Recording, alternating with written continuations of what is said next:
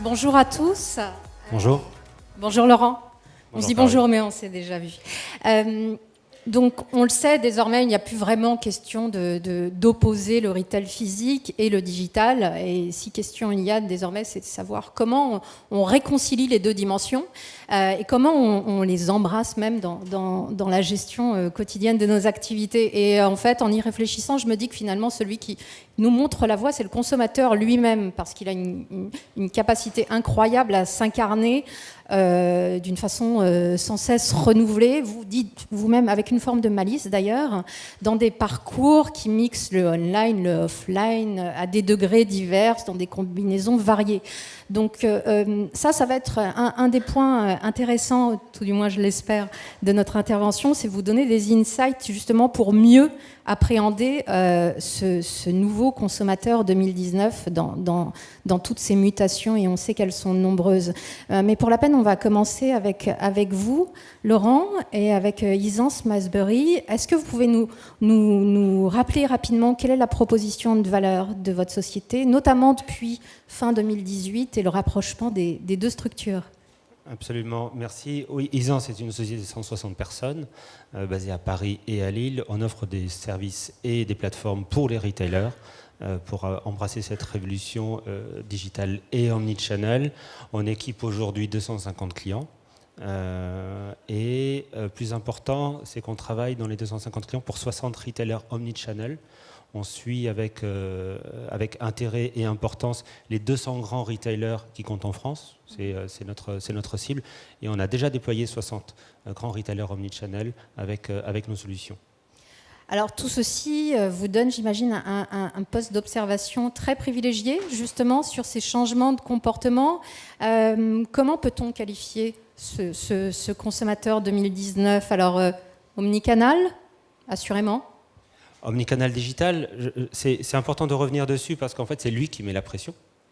D'accord, ce qui met la pression, qui oblige les retailers à changer, à utiliser de la data, à mieux connaître.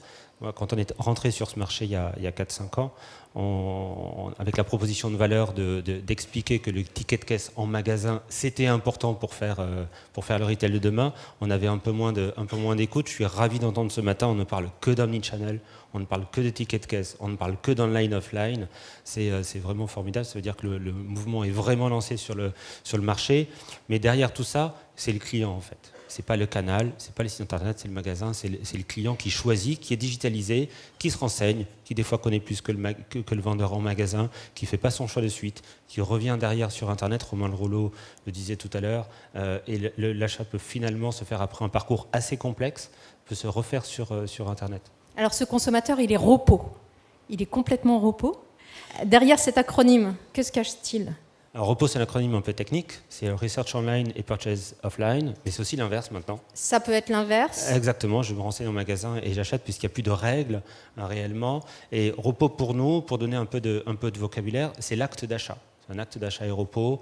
Avant d'acheter un objet, je me renseigne en magasin ou sur Internet et je l'achète éventuellement sur un autre canal derrière. Et si on revient au client, le client est omnicanal. Le client omnicanal, c'est un client qui va utiliser plusieurs canaux, mais pas forcément acheter sur d'autres canaux. C'est important pour la suite. Le repos aujourd'hui, c'est devenu par abus de langage un synonyme d'omnicanal, et on se rend compte qu'on va d'abord chercher à mesurer ces effets repos. On va d'abord chercher à mesurer le nombre de commandes qui sont passées par Internet derrière des visites, etc. Et derrière tout ça, on va garder la connaissance du client. Est-ce que vous pouvez nous donner des éléments chiffrés justement sur ce caractère omnicanal, ce caractère repos du client ? Du client, alors on a eu déjà beaucoup de chiffres ce matin, énormément, encore une fois c'est assez fascinant. Dans l'observation, en moyenne, je vais en commenter un sur ce slide, c'est le 68%. En fait, sur 100 clients d'une enseigne, vous avez 90% des achats qu'ils ont fait en magasin, vous avez 10% des achats qui sont faits sur Internet, on ne le répétera pas assez. Le taux de conversion d'un site Internet, c'est à peu près 1%. Mais ce qu'on sait moins, c'est qu'il y a plus des 2/3 des clients qui utilisent le site de l'enseigne, sans forcément y acheter. Donc le trafic qui est sur le site e-commerce, s'il ne convertit pas, en fait, il convertit en magasin. Voilà, on le suppose.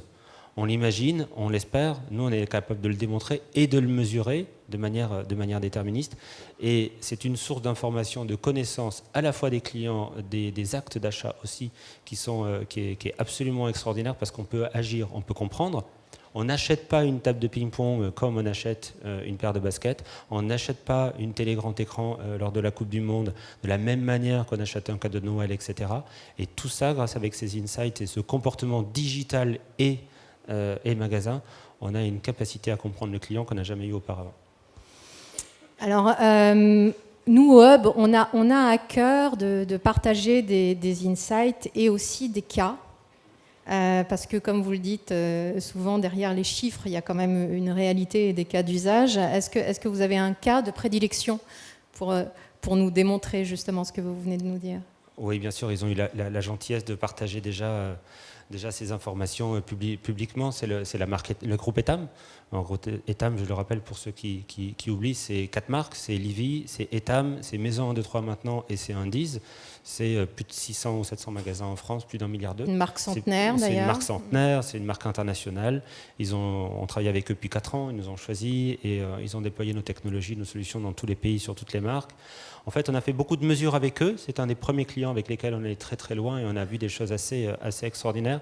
On a vu qu'une cliente, cette cliente omnicanal, donc qui n'achète pas forcément sur Internet et en magasin, mais qui utilise les deux canaux, en fait, elle dépense 2 fois plus, tout simplement, par rapport à une cliente qui n'est pas omnicanal. Elle va acheter à peu près avec le même panier moyen, légèrement moins de temps en temps, mais c'est sa fréquence d'achat qui va augmenter. Quand tu as une cliente qui est omnicanal et qui achète sur les 2 canaux, qui va acheter sur Internet et en magasin, elle va rapporter 3 fois plus d'argent. Elle va dépenser 3 fois plus d'argent pour la même personne. Donc c'est assez incroyable et on s'est rendu compte que c'est la même cliente, quand elle est engagée, elle vient plus souvent. Et quand elle achète sur un autre canal, ce n'est pas précisé dans les slides, mais je suis ravi de le partager, c'est qu'elle achète plus sur chacun des canaux. C'est que quand elle achète sur Internet, elle va aussi plus acheter en magasin qu'une cliente normale qui achète uniquement en magasin. Donc en fait, c'est vraiment bénéficiaire. Donc ce que vous dites finalement, c'est que souvent d'ailleurs, levier naturel de développement de chiffre d'affaires, on pense à l'acquisition externe de nouveaux clients, mais il y a un vivier qui est en fait le client qu'on a déjà, et il y a un enjeu stratégique à le convertir vers l'omnicanalité, à toujours le pousser vers plus d'omnicanalité. Absolument, c'est ce qu'on dit à nos clients. Votre base client et votre business actuel est une source d'acquisition et de création de valeur sur vos clients. On va commencer d'abord sur le ticket anonyme.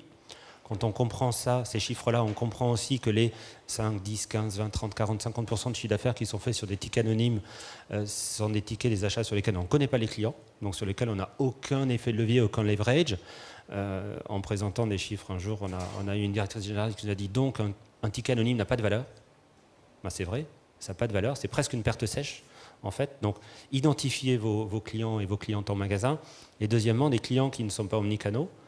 On s'est rendu compte qu'en agissant sur eux, pas forcément en allant proposer des achats, en allant solliciter ses clients de manière forte sur de la transaction, juste en engageant dans un discours et dans une relation omnicanale, on arrive à transformer ses clients en omnicanal et donc à augmenter la fréquence d'achat.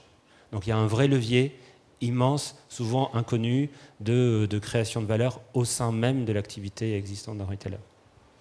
De ce que j'entends aussi dans votre propos, donc là, pour la peine, on va plus se retourner vers l'organisation interne des entreprises. Je vois l'importance de la mesure, en fait. Donc certainement, déjà cet exercice de style qui consiste effectivement à réconcilier 2 dimensions que justement jusqu'à présent on imaginait plutôt étanches, alors qu'elles ne le sont pas. Donc, oui, le retail historiquement c'est un métier de chiffres, c'est un métier, c'est une activité dans laquelle... Il y a une culture de la mesure, effectivement. Exactement, il y a une culture de la mesure qui est très importante, de KPI, d'optimisation, de rentabilité, et j'en passe, vous le savez probablement mieux que moi. Étonnamment, sur le marketing, on a aussi beaucoup de chiffres, mais ce n'est pas une culture forcément interne. C'est-à-dire qu'on va on va avoir tendance à faire confiance aux chiffres qui sont donnés par les acteurs de l'écosystème publicitaire. Oui, ça c'est intéressant médias, en fait, parce que, effectivement, pour avoir moi-même commencé dans la grande distribution il y a de nombreuses années, effectivement cette culture est très très forte et on commence, toutes les journées sont rythmées par le chiffre d'affaires de la veille, etc. C'est très très fort. Mais justement, ce sont des données internes. Et ce que vous dites, vous aussi, c'est qu'il y a un enjeu à reprendre la main sur sa mesure, ses outils de pilotage pour les décideurs. Tout à fait, parce que tout simplement l'écosystème digital, globalement, n'est pas connecté au ticket de caisse. On le sait quand on opère chez les retailers. Et donc, on a une vue systématiquement partielle. On a une vue sur un canal d'acquisition marketing, ou sur un canal de vente, ou sur une ligne de produits, etc. Mais on n'a pas la vue complète sur le client. Donc, l'importance de cette réconciliation, digitale et offline, pour aller, pouvoir mesurer l'impact jusqu'au ticket de caisse magasin, sur une base de travail, sur une base d'études qui est beaucoup plus grande, qui peut être 4, 5, 6 fois plus grande, sur la conversion magasin, mais aussi l'internalisation de la culture. Ça crée quoi? Ça crée un effet assez vertueux parce que on revient sur l'ADN d'un retailer avec la culture du chiffre. Quand on maîtrise la culture, la mesure sur ses propres données en interne, on a plus de confiance sur cette mesure et sur cette métrique. Et quand on s'est rendu compte que quand les équipes opérationnelles allaient partager avec leur direction générale, avec leur direction financière, des performances marketing sur les clients avec un angle un peu nouveau comme on le fait, eh bien ça crée une confiance supplémentaire et ça peut éventuellement inciter à investir beaucoup plus. Et puis d'ailleurs, il y a aussi un effet mathématique, j'imagine, quand on rapproche les deux univers, on travaille sur une base de chiffre d'affaires qui est supérieure, donc on actionne des leviers de croissance et de productivité. Alors déjà, on va prendre probablement des meilleures décisions, parce que quand on mesure les performances marketing sur une conversion e-commerce, on n'a qu'une vue parcellaire en fait, du résultat. Un produit dit engageant, comme un produit lourd, un produit un peu volumineux, cher ou autre, aura un parcours un peu complexe, se terminera souvent sur un achat magasin. Et si on n'a pas cette visibilité, on va avoir tendance à ne pas investir sur un produit ou à estimer qu'une campagne n'a pas performé, alors qu'en fait, elle a performé en magasin. Exactement. Mais ça, on peut l'étendre à plein de choses, à la recommandation, merchandising online, etc., etc. Le produit ne se vend pas en ligne. Ce n'est pas forcément une mauvaise nouvelle. Encore faut-il savoir qu'il se vend en magasin. Et deuxièmement, ça va permettre d'avoir une performance effectivement différente. Je reviens notamment sur des produits engageants, qui sont des produits plus chers, avec probablement beaucoup plus de marge brute. Donc, on peut très bien imaginer monter un billing sur une enchère, pour aller acquérir des clients, parce qu'on sait qu'au bout, il y a un produit qui est vendu en magasin. Et ma dernière question, elle est toute simple finalement. Quel conseil donnez-vous pour acquérir cette vision panoramique? C'est d'investir dans la mesure, d'abord. C'est de croire vraiment que c'est la capacité que vous avez à le faire sur vos propres données. Ça, c'est possible. On l'a déjà fait. C'est vertueux. Je donnerai l'exemple d'un client que je ne peux pas citer, mais qui a montré que sur un investissement marketing, il y avait un impact direct et massif sur des ventes en magasin, avec directement sur sa direction générale. Et le directeur général a décidé de doubler le budget d'investissement digital de son équipe. On parle d'un budget à 8 chiffres. Donc c'est un vrai cercle vertueux que d'arriver à créer cette confiance, mesurer sur les propres données internes, une vision client décilotée pour avoir une vraie équation économique qui est vertueuse à la fin. Ce sera le mot de la fin. Merci beaucoup. Merci Laurent.